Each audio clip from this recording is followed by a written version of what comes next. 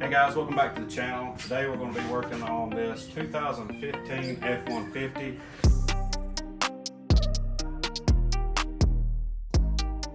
This is a new truck that's not been on the channel yet.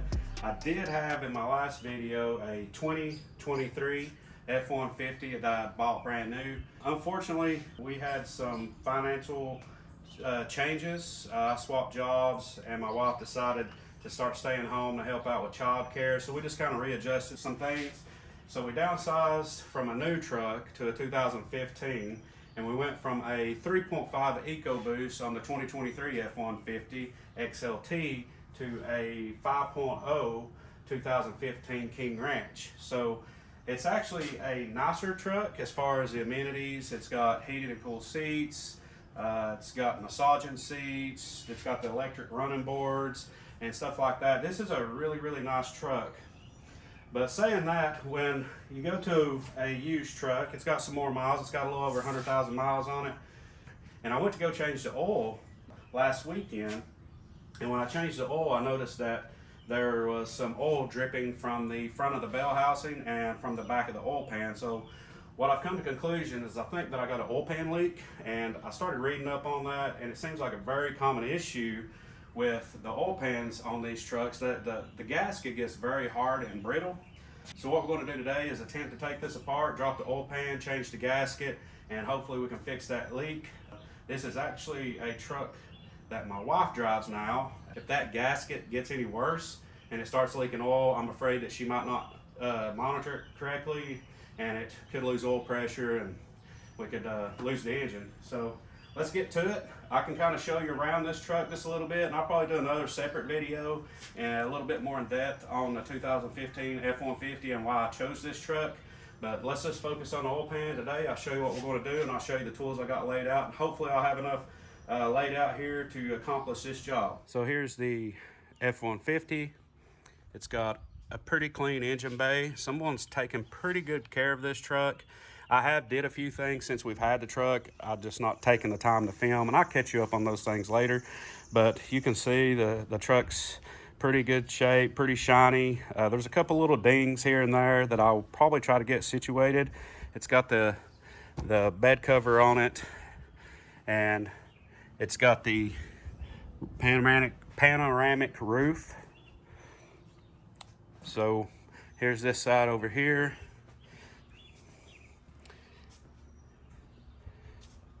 So it's a clean truck. Let me show you the tools I got together. So this, I got the Milwaukee ratchet, the electric ratchet, battery powered. Then I got a couple ratchets, just a few sockets, a Phillips and a straight screwdriver, a magnet pan, anti-seize. I got new oil. I just changed the oil on this when I noticed the leak. And now I'm gonna have to pour all that new oil out, and I'm gonna put new oil in, but I'm gonna keep the same filter. I got some lights, and I got some Armstrong stubby ratchet wrenches, gloves. Here's the oil pan gasket. It's part number 30850R. And this came from Napa, and they had a O-ring kit, and this is for the drain plug. I hope that this gasket works for the drain plug. If not, I'll have to order one from Ford. I bought this a very small tube of Ultra Black, because where the block is split in a couple of places in the front and back, you need to do like a little touch of Ultra Black on those particular spots. Bought some shop towel, some brake cleaner, got my oil pan. I've got a jack and a couple of jack stands. So what I'm gonna do is go ahead and get started. I'm gonna jack this thing up and get it ready. We'll drain the oil.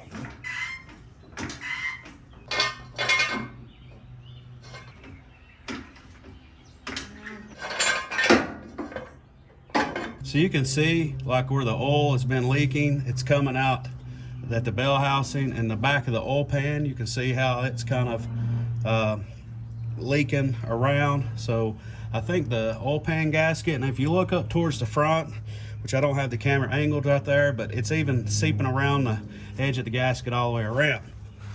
So now we're going to drain the oil. This oil should look pretty light brown because it just was changed like a week ago.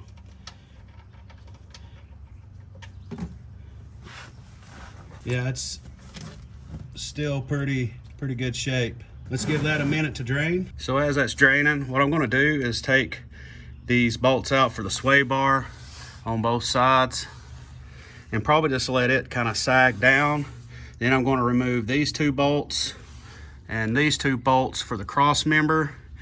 And I'm going to take this cross member out, that way I can get clearance to the oil pan. And then this transmission, these lines here, there's a wiring harness and a couple of lines on the passenger side that goes up beside the oil pan. I'm gonna have to take the bolt out of those and kind of just let them be able to push out a little bit so I can get a socket and a ratchet up here between the lines. And then on this side, I think I'm actually gonna have to, once I take this cross member out, I'm gonna have to take the bolts. I think there's 3 holding this front differential. And I'll leave this drive line here hooked up, and I'll probably just let this sag down and rest kind of on this right here, this brace that comes off the frame for the cross member. And that way I can get more clearance up on this side of the oil pan. So I'm gonna start doing all that. As this starts draining, I may just go ahead and plug that off so I don't have to wait for every little drop to come out, put the plug back in it, and just start working around.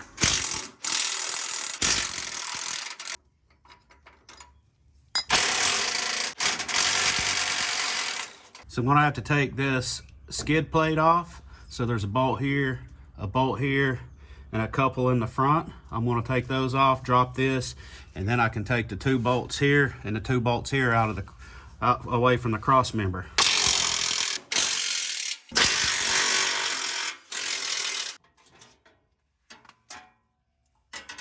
So for me, the front of the bolt head is a 15 millimeter, the back is an 18. This is where an impact would definitely come in handy.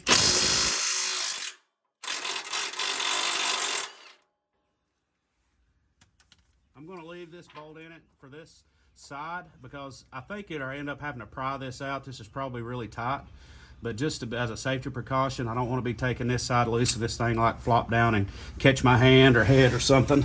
So I'm gonna leave this bolt just loosely slid in there on that side, and I'm gonna start on this side.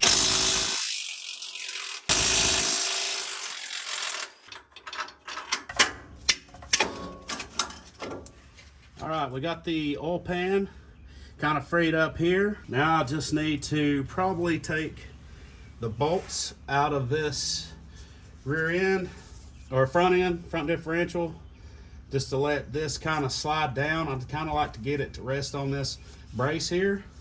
So I got to find where all the bolts are here. So there's a bolt right back there. It's a 18. You have to take it out with a long extension that comes out to the front. I'm not going to be able to film it and get my camera in there and get that out, but that's one of the bolts to the front differential. Okay, on this front end here, this front differential, I cannot get the bolts out of it. There's one up top, and I have put an impact on it, and I've run it, and I cannot get that bolt out. So I am going to actually attempt to get this out without dropping it. If I can't, then I'll have to put it back up there and stab a couple of bolts in it and then revisit how I'm gonna do this. I might be able to take this side out, just take this bolt and maybe just drop it on this side enough to get this oil pan worked out. But right now, you've got the starter wires that run up beside the oil pan. I think I got enough flexibility, and I think I can actually get around this transmission lines, so I might not bother them either.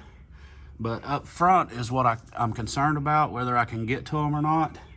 But we are going to go ahead and attempt to start removing the oil pan bolts, and as we go around, any wiring harness that might have a bolt in it holding it on, we will go ahead and take that off and just take all the flange bolts out of the oil pan.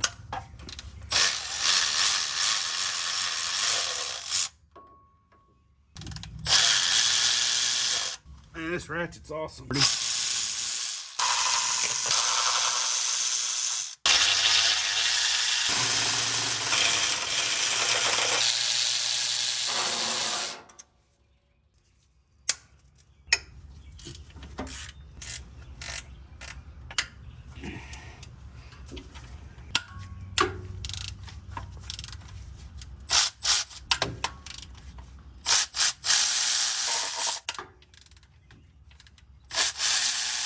did get all the bolts out. I did end up taking the bolt out of the bell housing over here that held these transmission lines, and there's one in the front that goes up on the front of the block. I took it out, and it gave me a little bit of wiggle room, but not a lot. And then there's a wiring harness that goes around the front of the oil pan. You have to take the nuts off and pull it off the stud. And then most of these bolts are 10 millimeter, but when you get the wiring harness off, that's a 13 in the front. There's like 2 or 3, and there's studs like this. So you have a nut that goes up on it and sandwiches the wiring harness, and then you have a 13 millimeter head on this stud, and you have 2 or 3 of them in the front. And I had to use a ratchet wrench to get past some of the rack and pinion in the front. So I think I have all the bolts out of it. So now let's try to get this oil pan. Hopefully we can get it out. A screwdriver to pry with.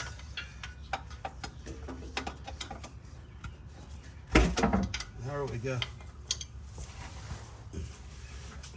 I don't know that we're going to be able to get it. Don't look like it. So what I'm running into is it's hitting the front of the bell housing, because I think that front end is going to have to come down. I can't get enough angle to get around it, and that sucks because I don't think I can get all those bolts out.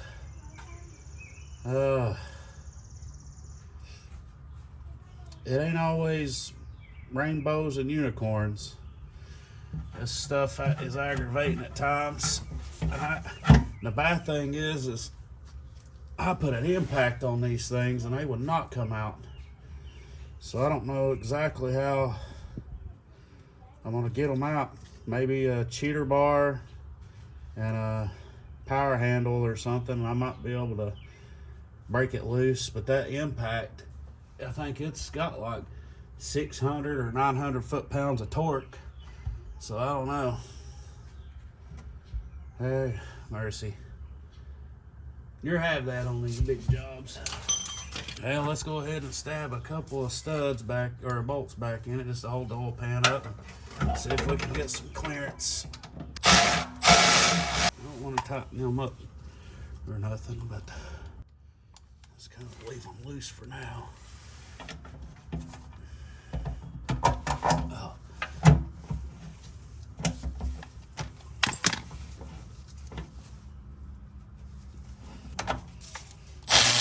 I guess back to the front end, try to get the bolts out of this thing, and the oil pan is loose. If we could get the clearance, we could get it out, but that's the way it goes. Okay, I just got the bolts out of the front end, and what I did was I did just a regular wrench, and I put a cheater on it and broke it loose, and then I was able to get it out with an impact. So if you go up to the front of this differential, above it there's a bolt that goes to the rear. It faces to the rear. You take it out to the front, and then there's a bolt over here to the side, and you can get it out over here. If you follow this bracket up, you can see it over here on the other side of the front differential, and then I pulled the bolt over here on this side of this arm that comes out and pulled it out, and I lowered it with a jack, and I've got it sitting here in this little cutout or notch that's bent. So I think I'm going to go ahead and try to remove the oil pan now. I've got a few more inches of clearance, so I'm hoping that the oil pan will have enough room to tilt down and get past the bell housing, because that's what the problem was. This was so far up in there that I couldn't get the oil pan to tilt and get it past the bottom of this bell housing. So let me get an extension and 10 millimeter.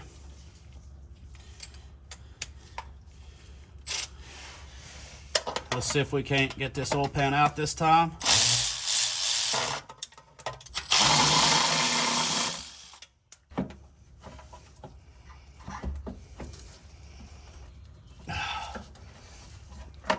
still really tight, so I don't know. There it comes.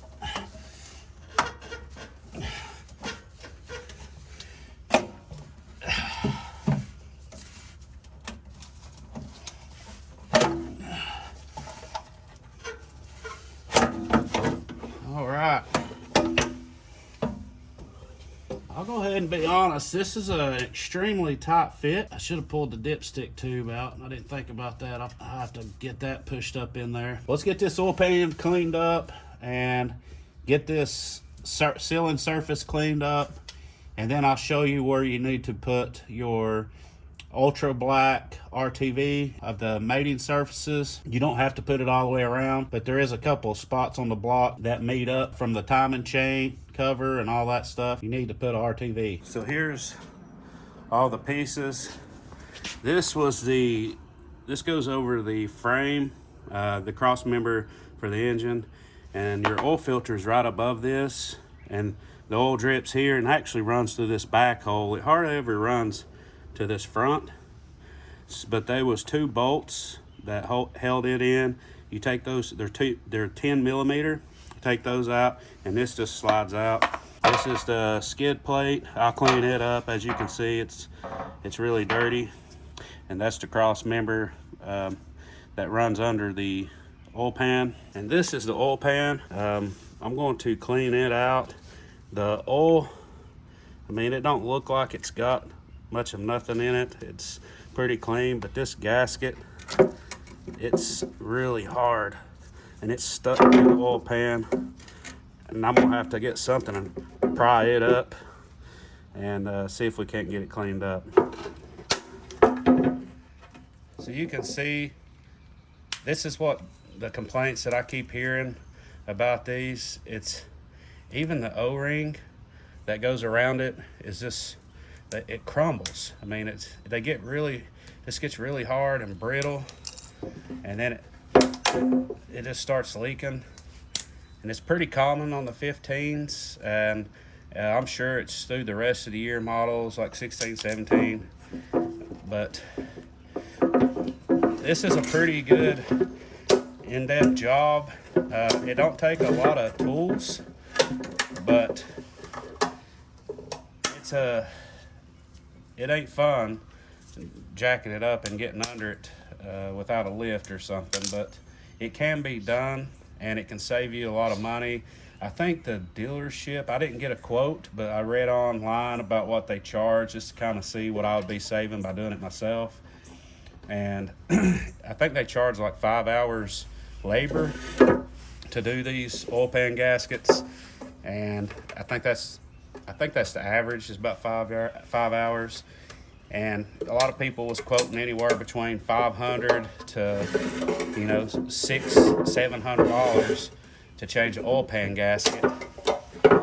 And the oil pan gasket that I bought, I went to Ford actually to buy it, and they didn't have it in stock, and I wanted to do this weekend, and I was going to have to order it. So I went to Napa and I got a Felpro, which is at the first of the video, the part number. I think that gasket was like $22.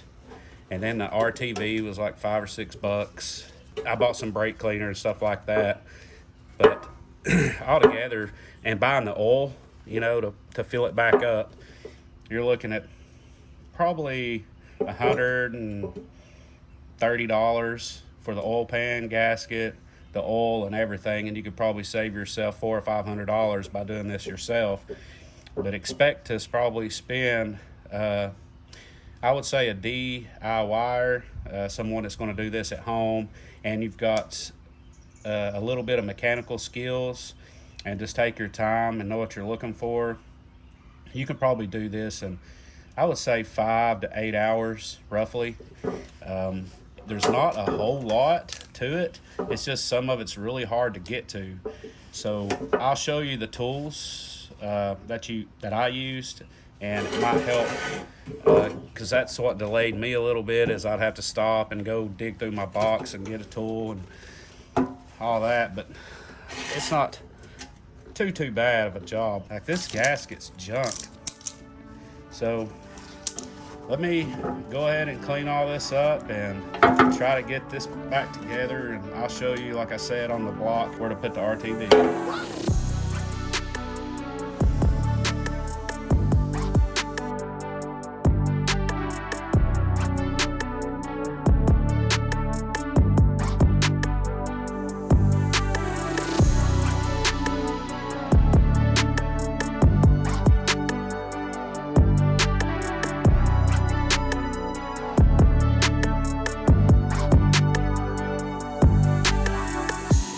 Okay, here we got the oil pan. It is all cleaned up for the most part. It feels decent, good enough. And here's the new gasket. So you have these like 45 cuts here, and then at the top of this you have 45 cuts. So the gasket will go on just like so. So you want to get you some ultra black. This is a super small tube, but I just needed enough. So see where the back plate faces the block here? You got a crack there. You need to put you a little bead right across that of black ultra, and then right here, and then you will have another one in that corner, and then another one over here on this corner where the timing chain cover meets the block. So put you a dab up there, dab over there, and then back here at the bell housing, put you a dab there and a dab there. So I'm gonna go ahead and start working this oil pan in. As I've already cleaned, it did have RTV right here. You can kind of still see a little bit of black in that crack, but I got it the best I could. So I'm just gonna put another little bead right here on this corner, and then we'll slide the oil pan up in there and try to get a couple of bolts started and work our way around.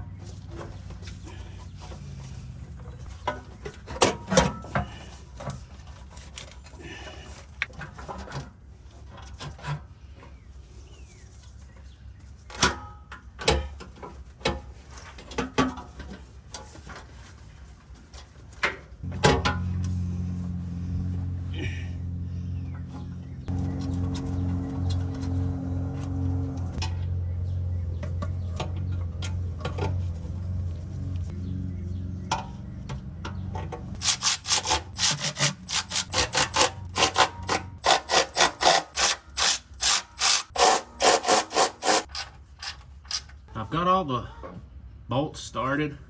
So what I'm going to do with that RTV is, before I compress it tight, I just snugged it, and I'm going to let that set up for about 10 minutes, and then I'm going to tighten everything to where I want it. But all the bolts are in, and a 10mm ratchet wrench is really handy around the front to get around your rack and pinion here, because the lip is right over top of it and you can't really get in there with a socket.